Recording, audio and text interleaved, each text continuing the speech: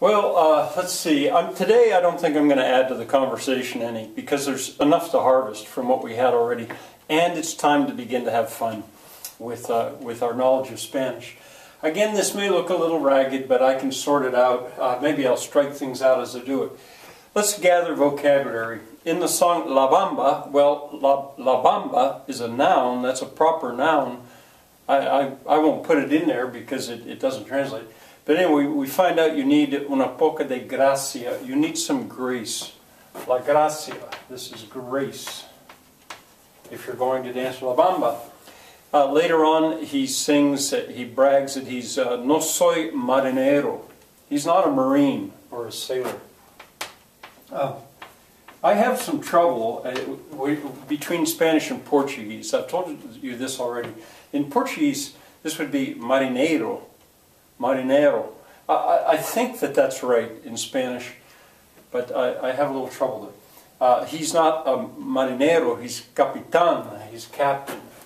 Remember I challenged you to not write these down if you know them already.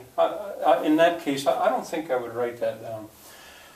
No new adjectives, I don't think. There are some new pronouns. Se necesita, se necesita. That translates as self, as in you hurt yourself, self. It's a reflexive pronoun. Now, I took a lot of time in November and December to teach grammar using English. Well, we ran into reflexive pronouns. Just like te llamas, te is a me llamo. Those are reflexive pronouns. This would be the third person. Poco,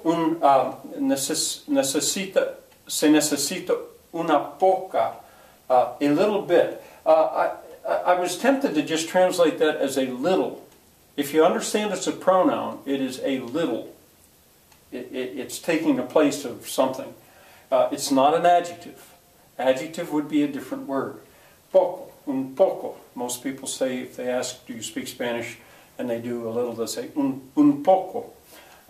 I was a little surprised to see it in that song end with an A, but I guess it's because it's una poca de gracia. I didn't realize it would change. Para mí, there's a pronoun, just like para esta rosa es para ti, mí. When it's the object of a preposition, this means me. Preposition, para. Well, I'll get to that in a second. We have an interjection, arriba. Arriba, you've got to trill the R. Arriba, double R. It means up. It's an adverb, up. But it also, in this case, is an interjection. Up. And we have some new verbs. Bailar. I don't believe I mentioned it yet. Bailar means to dance. It's related. I'm sure it's related to ballet. Or go to the fancy ball. Cinderella went to the fancy ball.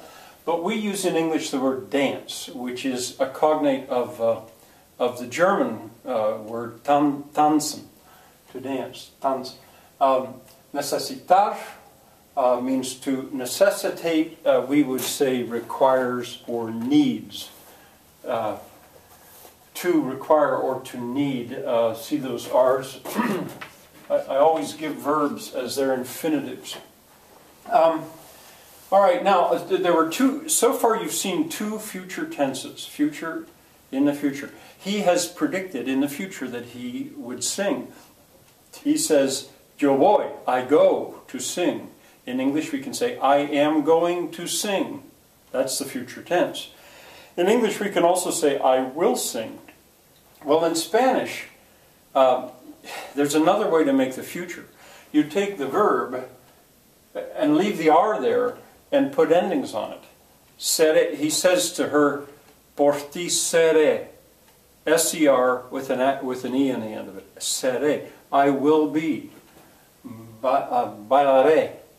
I will dance. I guess that would be right. I personally find it much easier to use the one with the verb to go. I'm going to dance. Yo voy a bailar. Now, semantic territory. really this needs to go in linguistics, but I'm just not ready yet, I don't think, to put it there. I probably should, but not today. I think that's what it's called. A word is going to have, semantic deals with what does that word mean. And the territories vary. The territory is the area covered by the meaning of that word. We have run into it with para and por. Those are two prepositions. Well, they both translate into English as for. This rose is for you. I will be there for you. So when to use one and when to use the other? It is a problem. And I'm not going to try to explain that in these 2 weeks of Spanish. We also ran into it in when he said, esta rosa es para ti. He could have said, está para ti. And I am a little unsure which would really be right. But it seems to me, if he said, we have two ways to say to be, estar and ser.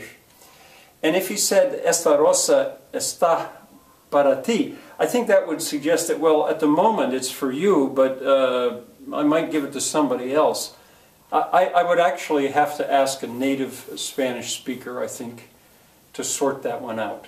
But it seems there. But why I mention that is there we've got semantic territory. We've got ser and we've got estar, and they both translate as to be in English and German and French.